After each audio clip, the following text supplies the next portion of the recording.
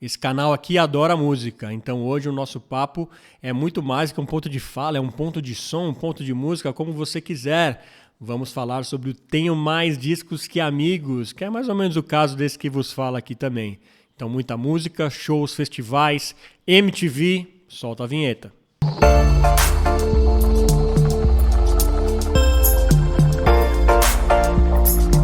Dia, tarde, noite, seja o que for, seja muito bem-vindo aqui a mais um episódio do nosso podcast Ponto de Fala. Sim, sempre com pontos de vista que merecem um ponto de fala, que nos dão o privilégio de trocar uma ideia aqui com a gente. Antes de mais nada, peço que você se inscreva no canal se ainda não o fez. Sim, acione o sininho aí para você não perder nenhuma entrevista, nenhum episódio. Deixe o like e compartilha geral. A gente precisa de você para que o Ponto de Fala aí alcance muito mais pessoas e a gente continue com essa transformação aí nas redes. Hoje é uma conversa de um tema que esse que vos fala gosta muito, que é música. Vamos falar de música aqui com ele, que tem salvado a gente aí, a gente que ficou órfão de MTV, órfão de revista Bis, só os mais antigos vão saber disso. Ele que é o fundador e editor-chefe do Tenho Mais Discos que Amigos, Tony Ayex. Muito bem-vindo, meu cara. Obrigado, muito obrigado pelo convite. Sabe que toda vez que comparam o meu trabalho ao da MTV, eu fico emocionado, porque eu cresci assistindo MTV Brasil e minha formação musical vem boa parte dali, então é sempre legal. Adorei a apresentação. Crescemos, viu, meu caro? E é curioso isso, né? Vocês são hoje um site, você vai contar como vocês começaram, hoje vocês são um site, uma rede social, enfim, tudo que tem direito aí na internet. Mas, de certa forma, vocês entregam o que a MTV entregava, né? Eu estava até conversando numa outra entrevista que eu fiz essa semana, que eu fiquei sabendo da morte do Kurt Cobain vendo o plantão do Zeca Camargo. Ele entrar, tipo um breaking news, e ele contar, né? Mas começa me contando, você tem mesmo mais discos que amigos? Olha, são 13 anos de ter mais disco que amigos, e nesse tempo eu fiz muito amigo na música. É. Então essa conta tá quase empatada, assim, mas do mesmo jeito que eu falei que eu comecei na MTV, eu também uma das minhas principais fontes para música eram os encartes dos CDs, né. Então eu nasci em 85, eu tenho 37 anos, e eu não peguei o vinil ali anos 90, peguei o CD e peguei o vinil nessa volta agora. Então os CDs e a MTV Brasil, na época o CD era tipo, você lembra disso, né? Ah, presente de Natal, um CD. Amigo secreto, um CD. Aniversário, um CD. Era Tinha maravilhoso. amigo secreto que era só de CD na minha escola. É, É. eu participei disso também. Então era Uhum. maravilhoso, presenteava-se com música. Hoje é Sim. chocolate. É, exatamente. Mas como começou isso então, Tony? Aproveita que você começou a dizer, né, da sua formação musical aí com MTV, com muitas coisas semelhantes às minhas. Eu sou 3 anos mais velho, sou de 82. Como que deu essa ideia aí de começar a falar sobre música?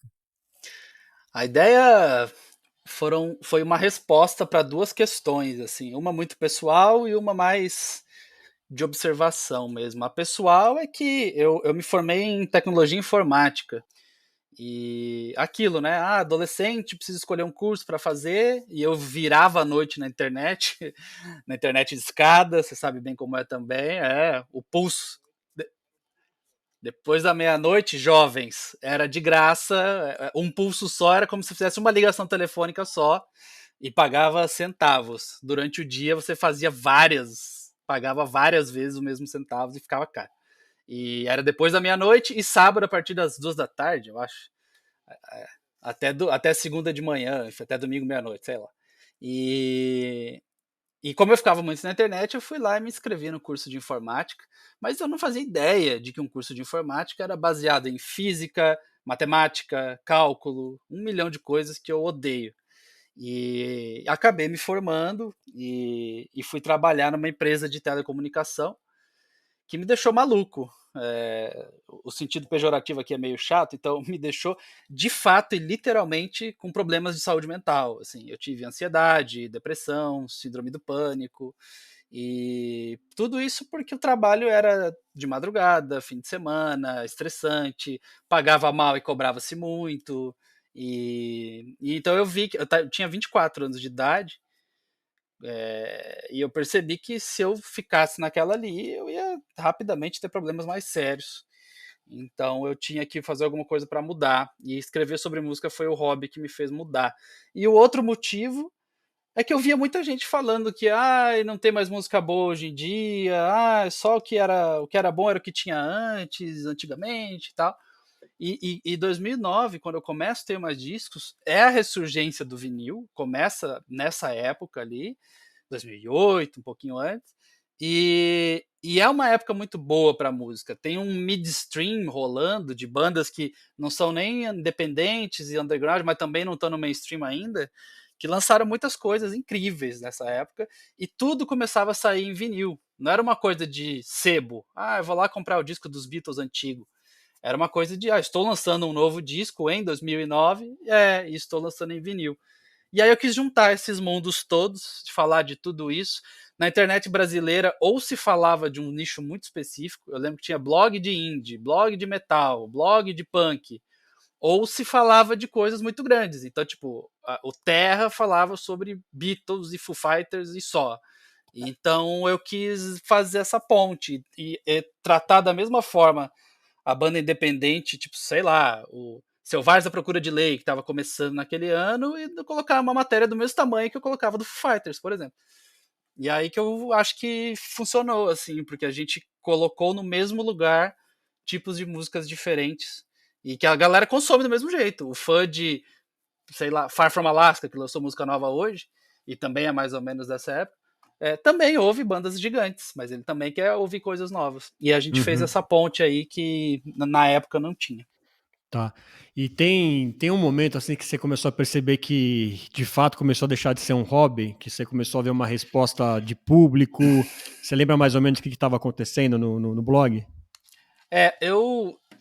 O começo do blog foi. E era blog, né?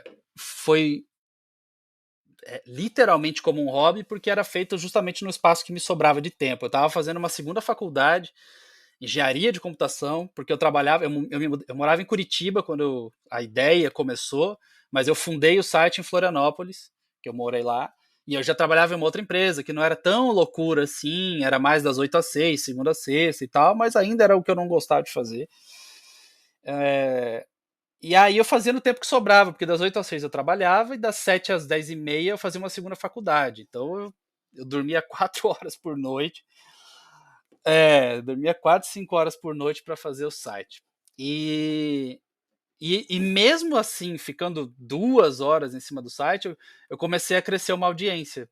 E eu comecei a perceber lá no Analytics que só subia, de um mês para o outro, subia, subia, subia, subia. E aí chegou um belo dia, eu fundei em junho de 2009, e aí em 2012 eu resolvi arriscar, assim, eu vendi tudo que eu tinha, literalmente, me mudei para o interior do Paraná, porque eu conheci a minha atual esposa e vim para a cidade dela, como uma estratégia mesmo, não, assim, lógico que a gente queria estar perto, e aí estava pensando onde ficaria e tal, mas morar no interior também foi uma estratégia, porque nessa época, cara, quando eu fechava R$ 300 em mídia, eu comemorava, né? Mas isso não sustentava um site. E aí eu pensei, bom, se a parada está funcionando comigo trabalhando 2 horas, se eu ficar 12 horas em cima, acho que funciona mais. E aí foi um vai ou racha, assim, eu tive que largar tudo para testar. Mas para mim era muito óbvia essa decisão, sabe? Tipo, ficar fazendo uma coisa que eu odeio o resto da minha vida, ou arriscar fazer uma coisa que eu adoro, que pode dar certo, e que se não der certo, tudo bem, eu acho uma outra coisa para fazer. E acabou que deu certo. 13 anos depois, estamos aqui 24 horas por dia, 4 milhões de acessos por mês e 220 mil seguidores no Instagram. Enfim, a coisa Que, ba- funcionou. que bacana. Você falou que foi muito formado por MTV e tal. Alguma outra inspiração que construiu o Tenho Mais Discos Que Amigos? Alguma coisa de fora que você leu, viu que funcionava? Eu tenho. Eu tenho umas inspirações, eu tenho umas não inspirações que são boas também. Tá, é bom falar Tipo, também. tipo você falou da revista Bis, e a É. revista Bis tinha um lance, ela informava, mas ela tinha um lance muito arrogante também, né? Ela tinha um lance Uhum, muito, eu vou destruir a carreira dessa banda e fazia uma resenha nota 2 do disco e de é fato verdade. destruía. E de fato, uma resenha ruim na Bis de fato fazia a banda não fechar mais show, por exemplo. E o jornalista se colocava num lugar assim de poder que eu não gosto. Então eu nunca quis fazer isso. Eu sempre quis ser o cara que fazia a mixtape. Então, tipo assim, ó, tá aqui, uma mixtape com 20 músicas. Se você gostar, massa. Se você não gostar, massa igual. Vamos pra próxima, sabe? Então era mais a coisa de apresentar. Por isso, por exemplo, nunca espelhei ter mais discos na Pitchfork, que é uma coisa também da resenha, da nota, da coisa. Legal, é o rolê deles, eles são conhecidos por isso, virou um parâmetro, né? Pitchfork deu nota 7, porra. Isso. Mas não é o que eu quis fazer. Então eu sempre tive muito esses não exemplos, assim. Do que eu acho legal lá de fora, tem alguns sites que vão mais ou menos na mesma onda, que eu acho legais. Tem um chamado Stereo Gum, que eu acho que é bem massa e também não tem essa arrogância toda. E um outro que se chama Consequence of Sound, que talvez seja mais parecido com o que o Tema Disco faz. Eles também falam de TV e cinema, eles às vezes colocam uns virais que não tem a ver com música, e eles até têm resenha, mas não é o forte deles, assim como não é o nosso. Então eu sempre tive essa coisa de me espelhar em exemplos, mas também me desespelhar de algumas coisas, sabe? Uhum. Vocês tratam uma coisa muito legal no site de vocês, que quando vocês publicam sobre um show, vocês colocam um set list. Não sei se não, com certeza não sou só eu, acho que as pessoas gostam de saber o set list, e eu sou daqueles que ficam entrando no setlist.fm FM. lá para ver o que as bandas estão tocando e tal, né? Quando é que foi que vocês começaram a serem chamados para festival? Qual foi o primeiro festival que vocês foram aqui no Brasil? Cara, foi bem cedo e É? foi uma experiência bem marcante, assim. Foi em 2010, o Tema Disco tinha um ano, porque foi na metade de 2010, um ano e pouquinho, quando aconteceu o SWU no interior de São Paulo, e, e para mim é o melhor line-up da história de festival desse país, é o SW 2010, que acabou Mars Volta, começou Rage Against the Machine no palco do lado. Teve Pixies, Queens of the Stone Age, Los Hermanos voltando, Mutantes, Kings of Leon, Linkin Park. O line-up do SW 2010 é surreal, assim. E aí logo no SW 2010, com um ano e pouquinho, teve uma grande abençoada alma lá dentro que decidiu montar um time de blogueiros, assim, para ser embaixadores do SWU. E chamaram a gente e mais alguns. E aí a gente ganhou credencial de imprensa. Eu fui lá, eu e um fotógrafo. E foi muito louco, porque nessa época eu ainda trabalhava. Eu morava em Florianópolis, trabalhava numa empresa de engenharia e tal. E aí era no feriado. Eu meio que dei uma migué, falei que eu ia para casa de uma familiar e tal. E, e viajei para Itu, no interior de São Paulo. E aí, de repente, eu me vi com a credencial de imprensa, na sala de imprensa, com aquela galera que tinha aquelas lentes desse tamanho, com o adesivo da Folha de São Paulo, Estadão, Globo. E eu só um pequeno blogueiro que ainda nem vivia daquilo. E foi incrível, assim, eu lembro claramente, até hoje, são 12 anos depois, eu vendo o show do Sublime no final da tarde. Tem esses vídeos no YouTube do Sublime, que tá a coisa mais linda, o dia caindo, assim, o pôr do sol, E eu lá com a credencial de imprensa no pitch, vendo no pé do Rome, vocalista do Sublime. Primeira vez na minha vida, até então, que eu vi um show tão perto, assim. Que eu via shows, mas sempre comprava ingresso normal, pista, ficava lá atrás e tal. Então cara, foi bem marcante. Foi bem marcante. Em compensação, o SW 2011, a gente foi assaltado. Eu ia falar de 2011, que foi o que eu fui. E se me permite, eu vou discordar que eu gostei muito de 2011, eu sou um cara muito anos 90, né? Então teve Alice in Chains, Fade No More, teve Primus. Uhum. e Stone Temple Pilots. Então, eu realmente gostei mais do de 2011, mas 2010 foi fantástico também, sem dúvida nenhuma. Mas foi um perrengue lá em Paulínia, tava chovendo Então, o bastante, né? problema, eu concordo que o line-up é, no mínimo, a altura, mas a experiência foi muito ruim. É, o Muito Dito eu ruim. acabei não indo. O 2011, lembra que até, se você, eu não sei se você não deve ter ido em todos os dias, até por isso. 2011 eles dividiram, era um dia rap, reggae, teve Kanye West e tal. Aí teve um dia que era mais anos 90 rock, aí teve um outro dia que era outra coisa. Assim, eles dividiram os dias Ah, por tá, é gêneros. verdade. Eu fui um só, é verdade. Exatamente, você foi um só porque você foi só no do rock anos 90. Então, Exatamente. assim, já começou estranho aí, Aham. essa divisão, assim. E aí, no 2010, era o palco um do lado do outro. Então, literalmente, acabou o Mars Volta, começou o Rage Against the Machine do lado. Em Paulínia, era um palco de frente pro outro. Aí Você tinha acabava que. esse show, as pessoas ficavam todas indo pro outro, assim. É, Choveu pra caramba. pra Teve uma caralho. gangue organizada lá dentro, roubando telefone celular. Eu fui vítima de um roubo de iPhone. E aí a gente foi na delegacia, o delegado tava com uma sacola lacrada de iPhone. E falou, não, aqui só depois do feriado pra saber quem é quem e tal. E aí a gente tinha que voltar pra casa, não pôde ficar lá. Então, assim, tanto que o festival acabou, né? Acabou nessa Uhum, edição de tanta treta que sim. aconteceu. Uhum, Mas o line-up, assim, de fato era um grande line-up também. uhum.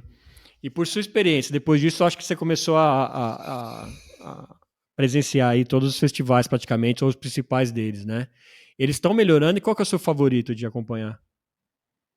Hum, essa é uma pergunta complexa.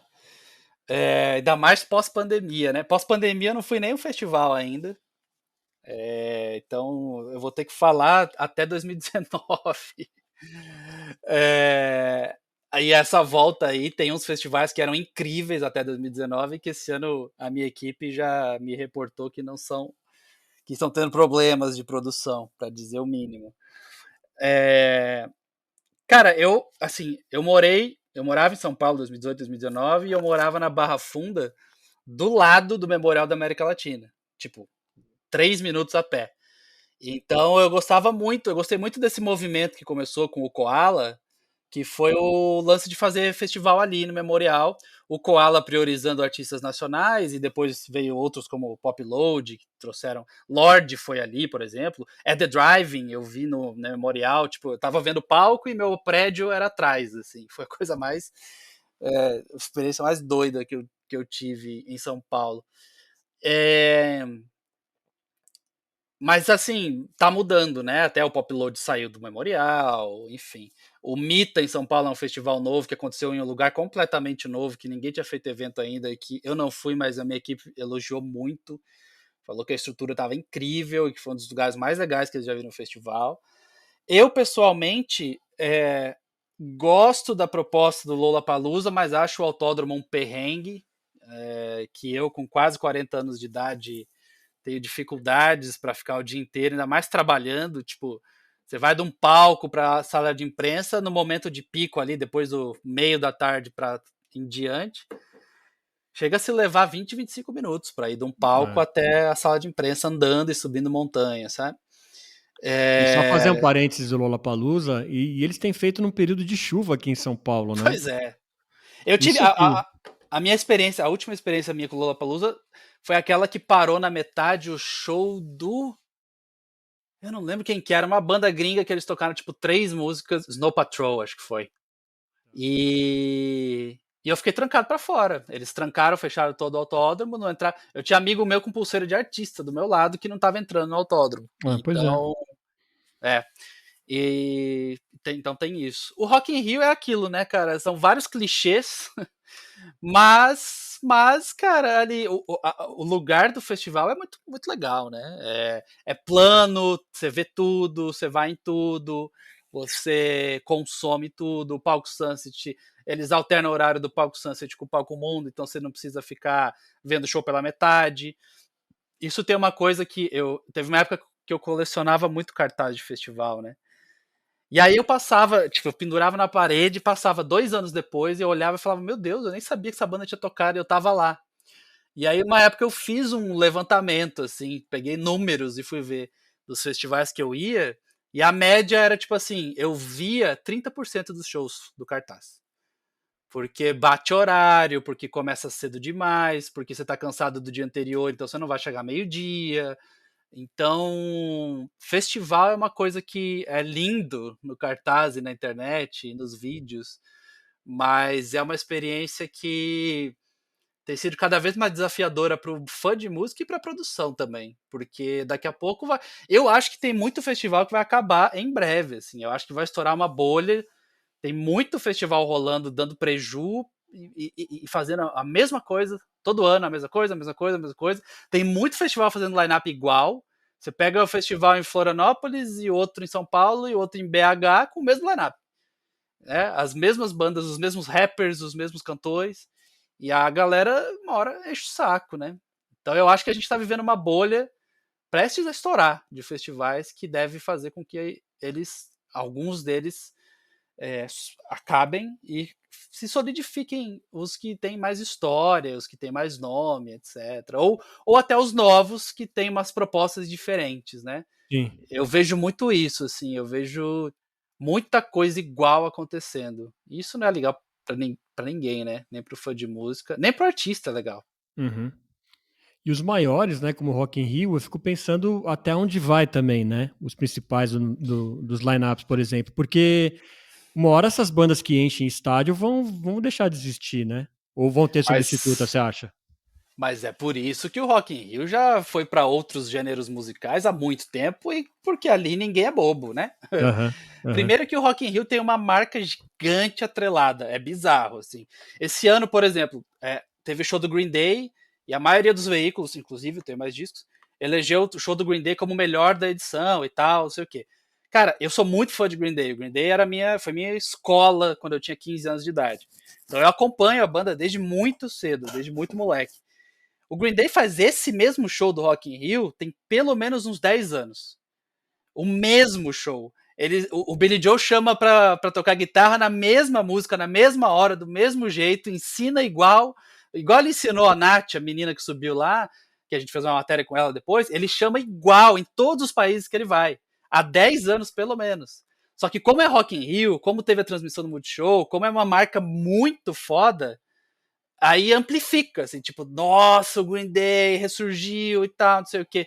Então, o Rock in Rio tem esse poder, a ponto de fazer a Ludmilla gastar 2 milhões de reais no show dela. E valer a pena, porque de tanta gente que viu e vai contratar o show dela daqui para frente. Então, o Rock in Rio é uma grande exceção, e mesmo tendo uma marca forte sendo uma exceção, eles já viram que, infelizmente, o rock vive essa coisa de, cara, a hora que acabar essas bandas, não tem banda à altura e não vai ter, porque tem um buraco no meio do caminho. Você pega headliner de palco mundo nesse ano. Você vai ter, cara, Camila Cabello, Rita Ora, o Post Malone. Você pega headliner do pop, cara, o mais velho ali era o Justin Bieber. Que não tem nem 30 anos, não tem nem 30 anos de idade. Você pega o headliner, você pega o headliner de rock mais novo. Quem que era o headliner de rock mais novo nessa edição? Era, sei lá, o CPM 22, que existe desde 1999. E não era headliner, na verdade, né? Enfim, você pega. Cara, não tem headliner de rock mais novo que 25 anos de banda. E isso é um problema. Aí aparece um Maneskin da vida, um Greta Van Fleet da vida, o fã de rock acha ruim. É resistente, É igual Led Zeppelin, não quero, não sei o quê. Bom, então, Então uma hora vai acabar. é. É isso. Aí depois não reclama que o Rock in Rio, de fato, vai ter todos os dias voltados ao pop, ao rap, ao funk. Tem razão, sua leitura, concordo com ela. E lá fora, como que é, Tony? Quais que você já teve a chance de presenciar? E conta pra gente aí como que foi a experiência lá. Eu já fui em bastante festival lá fora, cara. Eu fui no Coachella 2013, mas o Coachella é uma experiência que eu não recomendo. a não- É a não- mesmo. E até pelo é, hype das pessoas aqui, né? é Instagram, é festival de Instagram pra dizer que foi. É mais ou menos a vibe Rock in Rio, o eu fui na camiseta, assim. Só que o Rock in Rio é menos perrengue, porque o Coachella é no meio do deserto, né? Eu tive insolação no Coachella. Eu fiquei na fila do autógrafo para pegar o autógrafo do Ghost e era numa tenda que era aberta, não tinha cobertura e pegando sol no deserto e eu burro, né? Não passei protetor solar, enfim, chegou no final do dia, eu tava tremendo assim, com insolação. E deserto, né? Tem aquela coisa, fica quente o dia inteiro, chega no final do dia esfria, enfim. E é um festival de Instagram pra molecada. É tipo assim, molecada ficando muito louca de tudo, e meio que não importa quem tá tocando, sabe? Pra eles, assim. Então eu vi muitas bandas que eu amo no Coachella. Eu vi Descendants, eu vi Gaslight Anthem, eu vi Gaslight Anthem, vi Social Distortion, The XX foi maravilhoso, Yeah Yeah Yes, Of Monsters and Men. Assim, em 3 dias eu vi bandas que levaria anos pra ver. Mas é uma experiência. Eu não consegui hotel perto, então eu fiquei num hotel a 40 minutos. Todo dia era 40 minutos de estrada para ir, 40 minutos de estrada para voltar. É uma experiência meio que, enfim, se você é jovem, até vai, mas quem tá ali para curtir música de fato e uma coisa mais confortável, tipo, tem um lugarzinho perto para ficar, não tem. Em compensação, tem um outro festival que eu gosto muito, que eu fui várias vezes, que é o Riot Fest em Chicago. E lá é como se fosse no Ibirapuera, sabe? É um parque no meio da cidade. Já mudou de parque algumas vezes. Hoje é um parque um pouco mais afastado, mas tem uma linha de metrô que chega na porta. Inclusive passa pelo ginásio do Chicago Bulls e tal. E é um festival muito legal porque todos os palcos são próximos. Você leva 5 minutos de um palco mais longe para o outro, assim. Eles ainda têm um lance de comida e de atrações de interior, sabe? Então, eu comia sempre um sanduíche de costela barbecue desossada. Então, era 2 pães e vi uma costela no meio barbecue, assim. Aí eles servem aqueles deep fried, que eles pegam qualquer coisa e jogam no óleo. A sobremesa eram Snickers, deep fried Snickers. Então, era uma barra de chocolate.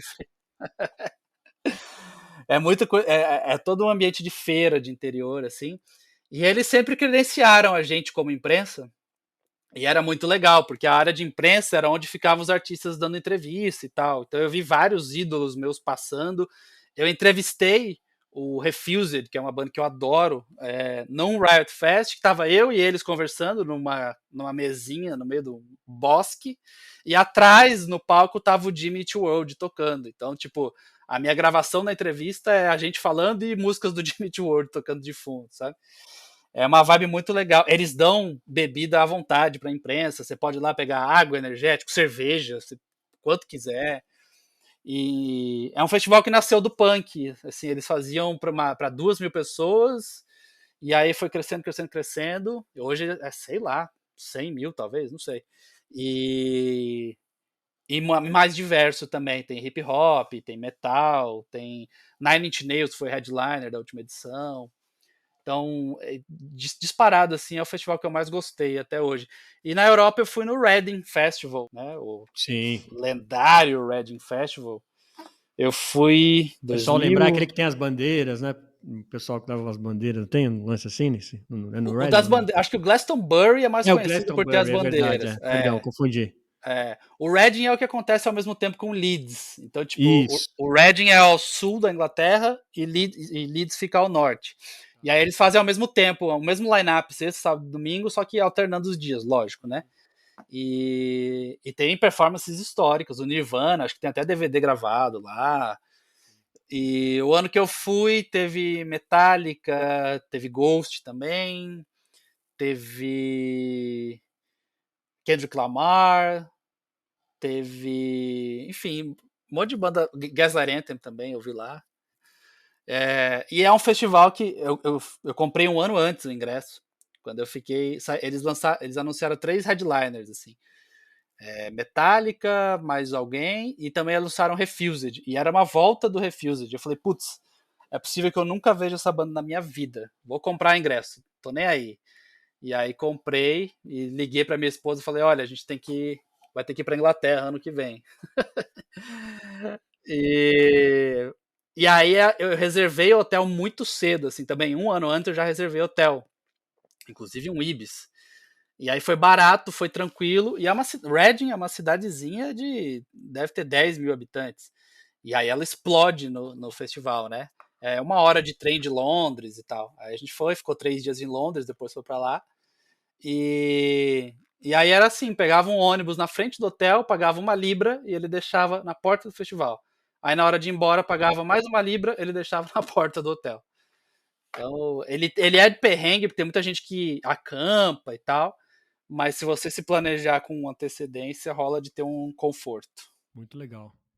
E tem algum show ainda que você quer muito cobrir ou assistir? Ou você já, nessa vida aí de cobertura, você acha que já passou por tudo que você queria ver? Cara, eu já passei por muita coisa e eu sou muito feliz de já ter visto.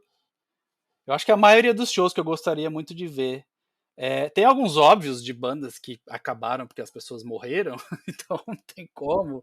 Tipo, adoraria ter visto um show do The Clash, por exemplo, adoraria ter visto um show do Nirvana, lógico. Então, coisas que eu não pude presenciar. Do que rola hoje em dia, um que eu nunca fui, que eu queria muito ver, e que eu até desdenhei, eles tocaram em Curitiba, e na época eu tava aquele preconceito imbecil com o emo. Eu, ouvindo emo, era moleque, ouvia punk rock, hardcore, emo, muitas coisas, mas aí tinha uma divisão dentro do que era o emo de verdade, o que não era. E o My Chemical Romance tocou em Curitiba quando eu morava lá, e nessa época eu achava que era emo de mentira e tal. Aí, 1 ano depois, eu virei fã pra caramba, enfim. E nunca vi, gostaria de ver, e deve vir ao Brasil em breve, segundo fontes de bastidores. E, cara, tem uma banda recente, nova, que acabou de passar pelo Brasil, que eu queria muito ter visto o show, e que para mim é a melhor banda de rock da atualidade, jovem, disparado, assim. Eu não pude ver porque meu filho estava nascendo, enfim, aí eu parei de viajar, que é o Turnstile.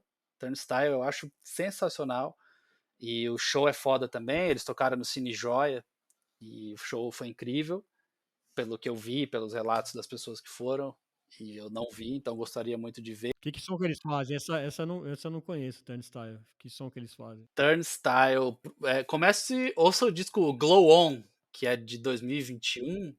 Eles vêm do hardcore, tipo, hardcore puro e simples, tumpá, tumpá, tumpá, mas eles começaram a misturar coisas do indie, coisas do grunge. Tem uns momentos que o vocal lembra o Perry Farrell um pouco, do Jane's Addiction.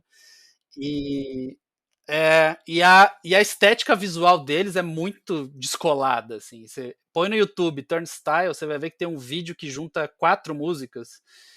E, cara, é uma estética, assim, jovem, descolada, artística, que no hardcore é meio raro, sabe?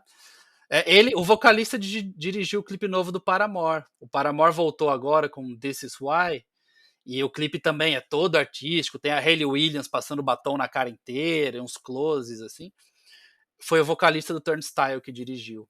E para mim o Glow On é um dos melhores discos dos últimos anos, assim, disparado. Bora, que bacana. E vamos voltar um pouquinho a falar do site, do Tem Mais Discos.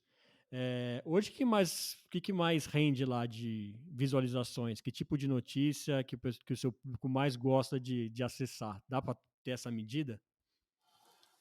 Morte. Fo- Fofoca, morte, desgraça. Infelizmente, o que o povo lê é isso, né? E o nosso trabalho diário é fazer um meio termo entre noticiar coisas que dão audiência e noticiar coisas que a galera que é muito fã de música vai descobrir ali, sabe? Se eu fosse um cara puramente ligado em números, eu só falaria de coisas que renderiam ótimos títulos, ótimas chamadas, ótimos clickbaits, né? Da galera clicar ali e ver tretas. A gente faz post de treta e de polêmica, mas a gente, por exemplo, se você entrar na aba nacional, você vai ver que tem pelo menos um, às vezes mais, post sobre bandas nacionais e artistas nacionais independentes, todo dia, de segunda a sábado. Que é uma coisa que eu não precisava fazer, porque um post desse vai me render 100 acessos. E uma lista que eu faça, sei lá, Jane's Addiction, um ranking do pior ao melhor disco, vai me dar 5.000, sabe? Então, mas não faz sentido eu ficar fazendo só essas coisas que dão puramente audiência, porque eu sei que tem uma base muito grande que gosta de ir lá e descobrir músicas novas, de ser MTV, como você falou, né? De ser uma fonte de coisas diferentes. Agora, tem uma outra questão que é o que é a internet em 2022, né? O que é o jornalismo musical em 2022? O jornalismo musical em 2022 é a internet. E a internet funciona com algoritmos. Quando eu me formei, quando eu entrei na faculdade lá em 2003, tinha uma cadeira, tinha duas cadeiras na minha grade, que era algoritmos 1 e algoritmos 2. E eu fiquei surpreso, eu olhei aquele nome e falei, que diabos é algoritmos, né? E aí eu descobri que algoritmo é a forma como as pessoas programam os computadores para eles se e os programas de computador para eles se comportarem, né? E na era da internet, os algoritmos são responsáveis por como as redes sociais vão se comportar a partir da programação de um monte de gente formada nisso, como eu fui. E, e aí, mais da metade do meu tráfego vem de redes sociais e de Google, né? São ferramentas que vão colocar esse material em evidência ou não. Então, às vezes, a gente faz uma matéria incrível que levou 3 dias de pesquisa e coloca no ar, mas se o algoritmo não entrega, seja no Facebook, seja no Google, para o Android, para a galera que tem a smartphone com Android, tá? Vai ter 100 acessos. Se por acaso não, o algoritmo escolhe que não, esse conteúdo é legal, pode ter 50.000. Então, hoje em dia, é mais ou menos como um mercado, sabe? Se você é, sei lá, você fabrica qualquer coisa, sei lá, você vende arroz. Você é um agricultor e você vende pacotes de arroz. Se o cara do mercado colocar a tua marca num lugar legal, na linha de visão das pessoas, em promoção, você vai vender 1 tonelada no mês. Se o teu produto ficar lá embaixo, escondido, do lado de outros que são mais populares, você vai vender 1 quilo. Então, é mais ou menos isso que acontece hoje com conteúdo na internet. E aí é lógico, é muito do trabalho também de fazer conteúdos legais. A gente está sempre atrás de produzir conteúdos que sejam interessantes, que sejam únicos, que sejam legais, que sejam diferentes. E tendo 13 anos de história, o nosso domínio, tem magiscaamigos.com, já tem uma relevância diferente do que um site que começa hoje, ontem, 2020, enfim. Então a gente é muito trabalho de tempo e de trabalho mesmo, de queimar a cuca para pensar em coisas que vão fazer com que os algoritmos entendam que o que a gente produz é legal. Então adoraria que a resposta fosse mais simples, do tipo, não, nosso público gosta de resenhas, nosso público gosta, mas o tráfego de um site hoje é muito baseado no sabor e nas decisões de algoritmos de ferramentas que não pertencem a nós, né? Uhum. Não, eu tô recente nesse mercado, né, com o canal no YouTube, no Spotify, e eu percebo assim que um dos momentos que eu mais tenho que, independente de quem eu entrevistei, que eu tenho mais que quebrar a cabeça no YouTube, por exemplo, é no título que eu vou escolher para ver se ele vai entregar ou não, né? Então, que coisa maluca, né? Não é à toa, não é à toa que você entra no YouTube, aí os recomendados é tipo título em caps lock e a foto minha foto falando alguma coisa muito polêmica, né? Aí entre aspas e tipo assim, o Coachella é uma merda. O corte é outra coisa, né? O corte popular, porque assim as pessoas falam, o algoritmo é feito por instituições do mal que dominam esse planeta. Cara, o algoritmo é muito uma resposta ao padrão de comportamento do usuário. O usuário começou a não ver vídeos longos no YouTube. Essa entrevista tem 40 minutos, putz, não. E começou a adorar o corte polêmico de 2 minutos. Aí o TikTok tava bombando com vídeos curtos, o YouTube começou a bombar com cortes. Hoje todo mundo faz vídeo curto. É Instagram Reels, é TikTok, é YouTube Shorts, né? Então, assim, é lógico que há comportamentos maliciosos de empresas que têm interesses e tal na hora de fazer o algoritmo, para captar dados, para seja lá o que for. Mas as empresas respondem muito ao comportamento do usuário.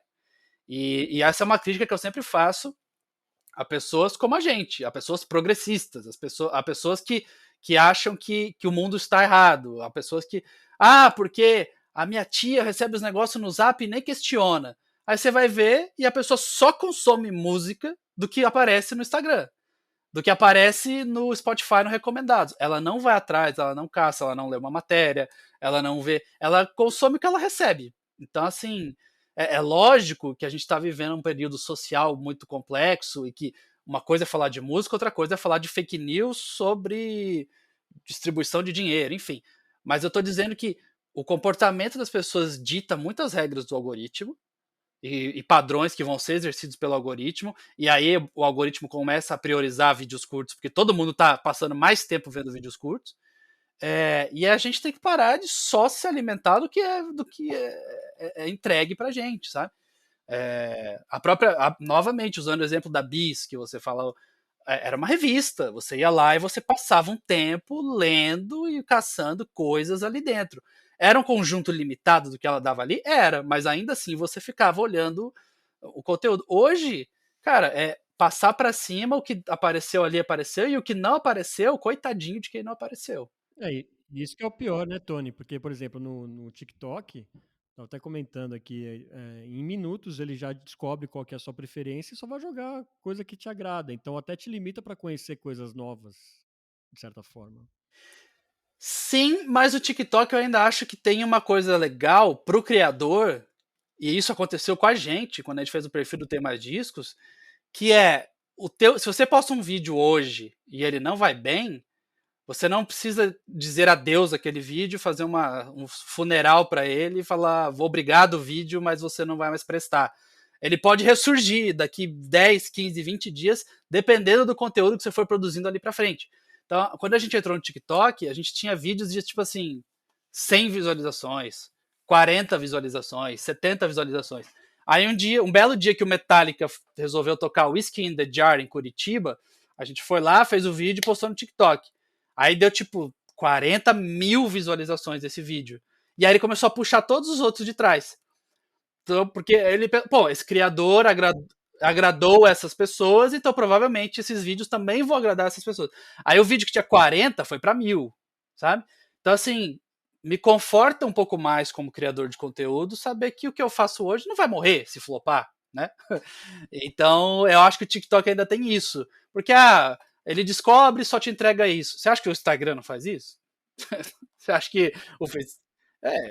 Ele faz de outro jeito. Não, é verdade, é verdade. Não, e eu nem tenho que reclamar, não. Foi só um exemplo, mas nem tenho que reclamar, porque é a minha rede que está crescendo mais rápido, por exemplo, até por conta dos cortes e tal, né? Por conta dos cortes, exatamente por isso. Mas enfim, vamos ver como que o YouTube vai. Eu já tô vendo alguns criadores de conteúdo aí muito bem sucedidos aí, meio putos já com o YouTube. Vamos ver como eles vão resolver isso daí, porque o pessoal tá. É, é, esse é o problema, e isso é uma coisa que eu sempre quis nesses 13 anos, foi colocar o site no centro de tudo. A gente tem Instagram, a gente tem Facebook, a gente tem TikTok, a gente tem Twitter, a gente tem YouTube, a gente tem tudo. Mas o centro de tudo é o site. Eu tenho 4 milhões de visualização de página por mês hoje. Então, cara, eu vivo de mídia, de pacote, de vender banner, de etc. E é a minha casa própria, é ali. Eu não dependo. É lógico que eu dependo dos algoritmos que vão levar tráfego. É lógico que se um dia esses algoritmos resolvem entregar menos, eu vou ter menos tráfego. Mas não é como se fosse isso aí. Tipo, o YouTube joga um décimo, sei lá, às vezes menos de tráfego para o YouTube normal para priorizar os shorts, aí você tem que mudar o teu tipo de trabalho para o resto da vida. Então, é uma analogia que se faz e que eu vi, achei muito legal quando falaram que o site é uma casa própria e rede social é casa alugada, né? A hora que o proprietário resolver mudar, você vai ter que se adequar ou cair fora. E o site não, o site é teu, você dita as regras ali.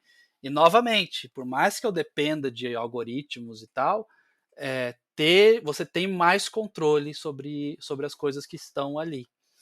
Então eu acho que essa é uma dica que eu dou, assim, para quem vive de perfil, vive de YouTube, vive de. Primeiro diversifique, esteja em todas. seja com corte, seja seja o que for, só com áudio. E a segunda se puder ter um site ou um lugar que você tenha o controle mais das coisas, tenha, porque é onde você vai mandar de fato. Entendi.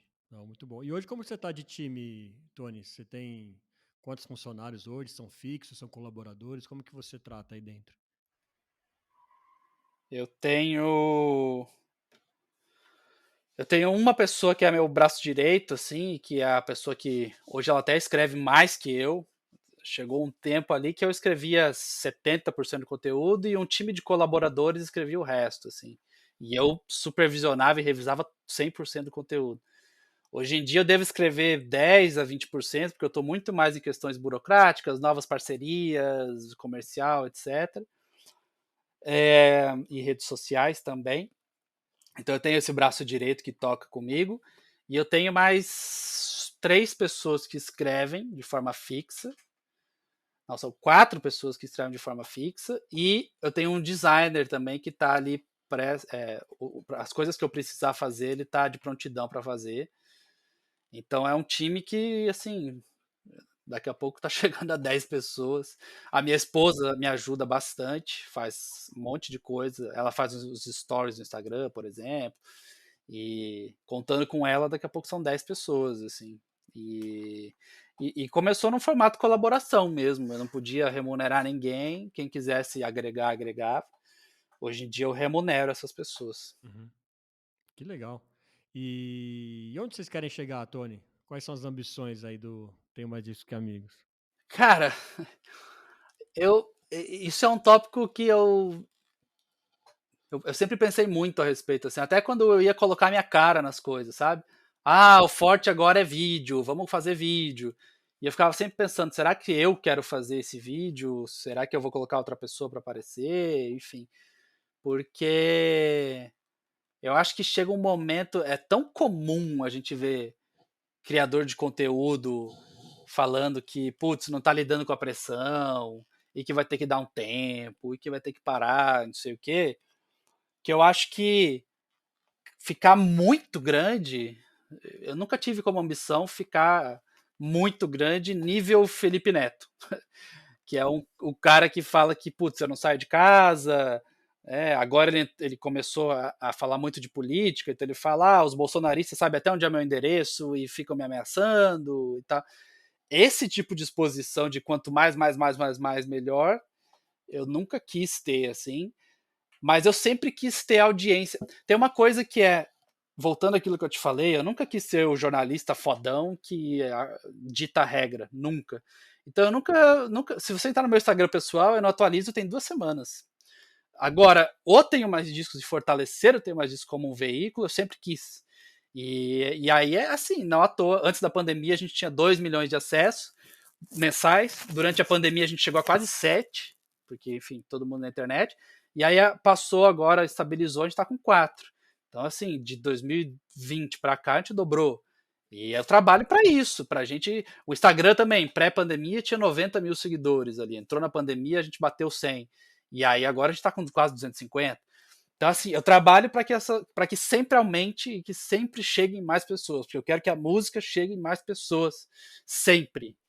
Mas eu não tenho metas nenhumas, assim, de tipo, espero daqui a 5 anos estar com uma equipe de 20 pessoas. Não. Eu nunca vou. Eu acho que o dia que for sair do meu controle vai ser o dia que eu vender. Não tenho mais X. Eu falo, ó, valeu, gente, obrigado, já estou aqui há 20 anos. Você está interessado em comprar esse veículo? Muito legal, vamos negociar. Mas enquanto isso não acontecer, vai estar muito centralizado em mim e em pessoas muito próximas de mim. Tony, já para a gente indo para o final aqui, algumas perguntas rápidas. Seu disco favorito aí, já que você tem tantos discos, qual que é? Nossa. No momento é o Glow On do Turnstile para falar de uma coisa nova, para a gente não ficar nas velharias e tal. Mas é, mas um disco que meio que amarra vários assuntos que a gente falou é o Relationship of Command do At the Driving, que é um disco que, cara, quando eu comecei a ter mais disco, ele é de 2000, 2001. E quando eu comecei a ter mais discos em 2009, eu descobri esse disco e ouvi muito enquanto eu fazia o site. Então tudo que eu ouvi nessa época me marcou muito. E quando eu fui no Coachella, eu fui no segundo fim de semana de 2013, que era Record Store Day, que é aquela iniciativa que vende esse disco raro, né? Só em loja física, que é para celebrar a loja de disco e tal. E aí eu fui numa loja de disco numa cidade próxima do Coachella e achei o Relationship of Command num vinil mármore amarelo, assim, coisa mais linda. E, enfim, tá guardado na minha coleção aqui. Então me traz memórias dessa viagem para Califórnia, do Coachella, que por mais que tenha sido perrengue, enfim, foi um festival, insolação. Tem uma história maravilhosa do Coachella que todo mundo que tinha credencial de imprensa recebeu um e-mail da Third Man Records, do Jack White, convidando para uma festa no último dia. E foi o último dia que eu peguei a instalação. Eu tinha passado, era num hotel, eu tinha passado nesse hotel à tarde, peguei a pulseirinha pra ir nessa festa. E aí tava eu e minha esposa empolgadíssimos pra ir nessa festa no hotel da Third Man Records e tal. E eles falaram que ia ter um convidado secreto, um convidado especial. Eu falei, puta que pariu, vai ser o Jack White lá, com certeza absoluta, é o dono da parada e tal. E aí a gente chegou a sair do Coachella e estacionou na frente do hotel. E aí eu tava dirigindo o carro, eu parei o carro, eu tava assim, tremendo. E aí minha esposa olhou pra mim, puta da cara, e falou: a gente não vai na festa, você tá louco? Você tem que ir pro hotel e a gente tem que ver um remédio pra você. Daqui a pouco você vai passar mal, vai desmaiar. E ela, com razão, ficou muito chateada, porque ela falou 1000 vezes pra eu passar protetor solar e eu não passei. E aí, de fato, eu cheguei no hotel, tomei um remédio, comecei a suar aquela febre toda e tal. E perdi a festa da Third Man Records. No dia seguinte, a primeira coisa que eu fiz foi pegar o celular e olhar o perfil deles no Instagram para ver quem tinha sido a tal da atração secreta, né? E aí foi um músico local que eu nem conhecia e tal, e eu fiquei tipo, nossa, ainda bem que não era o Jack White. Ufa. O arrependimento ia durar pra vida, né? É. E pra fechar, cara, o line-up dos sonhos aí, vai. 4 bandas aí que você colocaria se falasse, ó, esse dia aqui é seu, Tony. Não, no festival. Tem que ver se eu tô no empresário, que é o dia que vai vender ingresso, ou se é o Tony fã de música. É, vamos ser mais romântico. Vamos ser o dia que você vai mais curtir mesmo. Vamos ser o dia que vai mais curtir. Ah, é. Uma boa palavra, mais romântico. Então, aí esquece se vai ter bilheteria ou se não vai ter bilheteria, né? Eu colocaria o Foo Fighters com o novo baterista, que ninguém sabe quem vai ser. Ah, Mas vai, eles vão continuar, aproveitando pra notícia aqui. Eles vão continuar? não tenho notícias de bastidores, mas tudo indica que sim. O Dave Grohl estava numa vibe muito superada, assim, tipo, muito feliz, muito alegre nos dois tributos. E o Chris Shiflett já deu uma entrevista falando que eu acho que esse clima estranho vai passar a hora que a gente começar a fazer entrevistas sobre um novo disco eventual e tal, não sei o quê. Ele fala que assim a coisa vai se definir, mas ao mesmo tempo ele também fala que pode ficar uma situação desconfortável para o Dave Grohl de ficar respondendo pergunta do Taylor Hawkins, né? Mas ele já fala em um novo momento, então eu acho que sim. Mas eu não tenho nenhum tipo de informação. É, e tem uma banda para ficar bem no. Eu acabei de olhar para minha guitarra aqui e ver um adesivo dela. A minha guitarra é isso aqui, ó. É um painel cheio de adesivos quando eu era moleque. É, tem uma banda que nunca fez um revival e que toda hora ficam pedindo pro Riot Fest fazer, inclusive, que se chama Operation Ivy.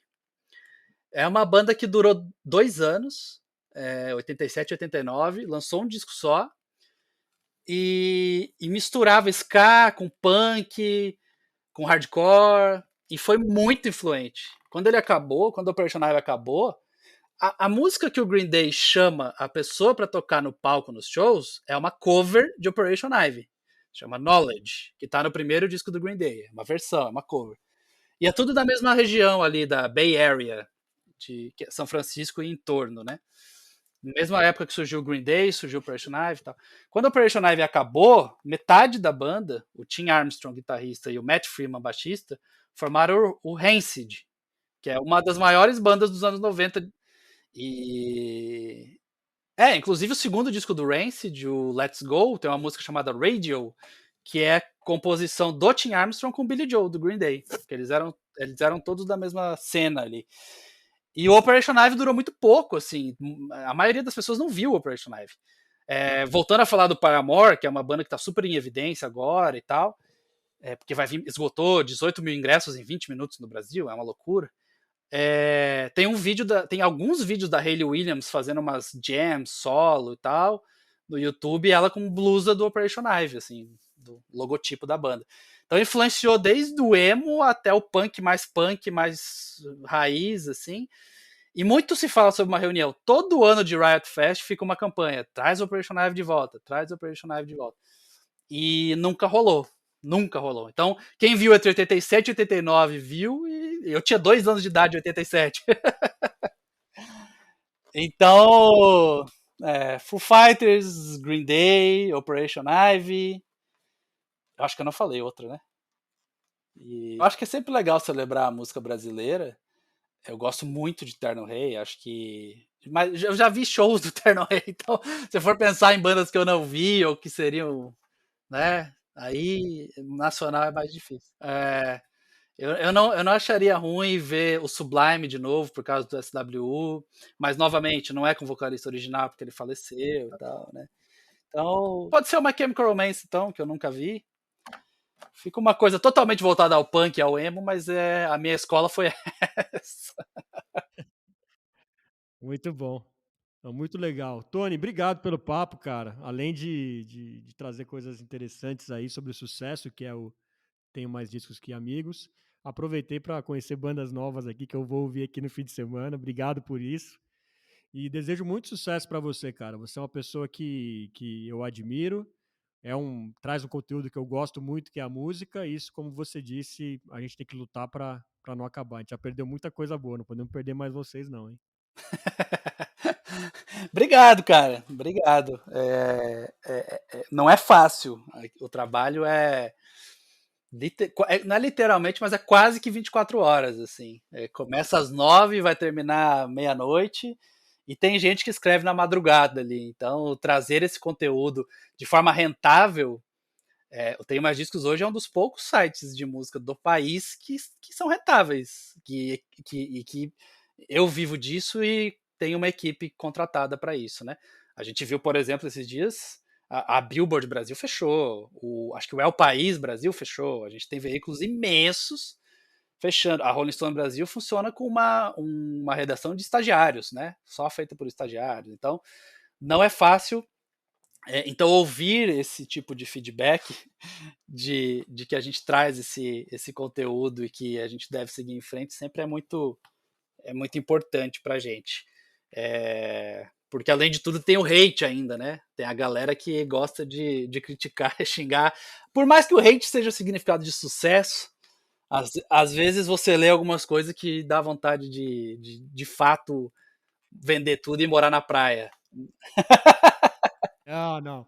Deixe, deixe de ler. Espera mais um pouquinho. Quando você estiver mais velho, você deixa você negociar com alguém, como você disse.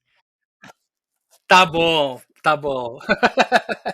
Essa é uma regra boa, inclusive, não leia os comentários. Eu passei 13 anos não lendo comentários, porque se eu fosse dar bola pro que era falado, e eu sempre li até um ponto de entender críticas positivas. Por exemplo, eu nunca vou esquecer um comentário que deixaram e que mudou a minha vida. Um cara foi lá e comentou assim: Ah, eu nem sou fã de punk e adoro esse site.